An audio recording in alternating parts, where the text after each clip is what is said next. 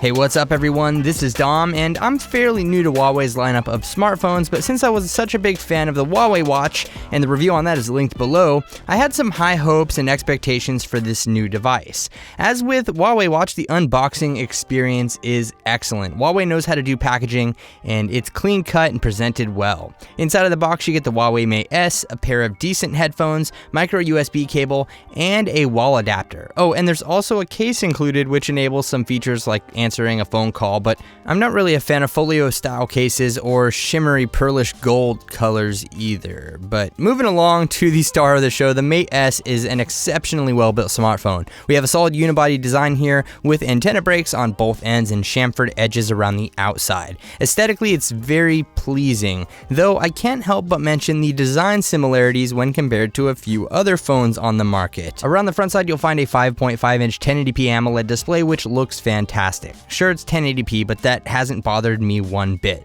There's also a front-facing 8-megapixel selfie shooter, which performs well, I guess, if you're into that kind of thing, and the entire front side is protected by Gorilla Glass 4.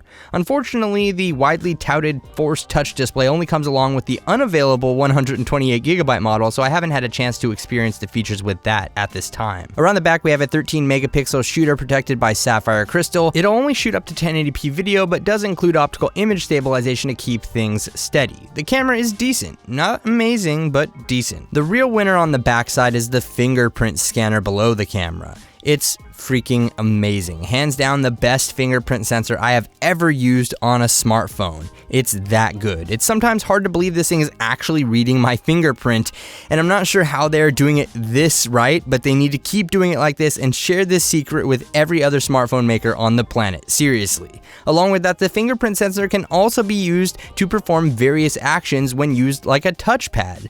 You can do things like control the notification center with downward and upward swipes, and even scroll through photos in the gallery. As for software, it's running Android 5.1 Lollipop with Huawei's Emotion UI skinned over the top. And this is where things get a little sketchy for me. I'm not a fan of this skin.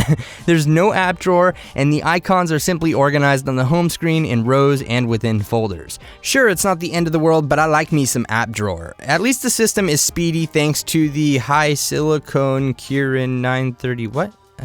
It's an octa-core processor, I've never heard of it before, but the 3GB of RAM definitely helps out here too. There are a few novel software features like Knuckle Sense, which oddly enough allows you to draw symbols on the screen with your knuckle to launch apps. Yes, you heard me right, knuckles.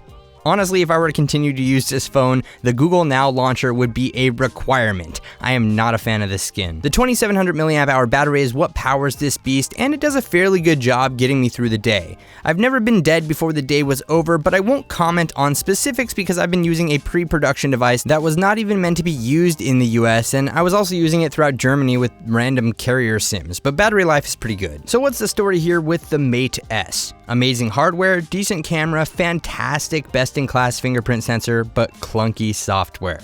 Should you buy it? Well, if you live in North America at this moment, the answer is not really because, well, it's not really available here. Anywhere else, I'd say that its €649 price tag for the 32GB model may be a bit high. There's a lot of competition available worldwide that will cost less. If anything, the nice build and features here are proof that a worldwide or US-based Huawei flagship stands a chance, but not without some refinements first. So let me know what you think about the Huawei Mate S in the comment section below, and if you enjoyed this video, feel free to leave it a thumbs up and also subscribe for more reviews like this in the future. Thanks again for watching everyone. This is Dom, and I'll catch you in the next video.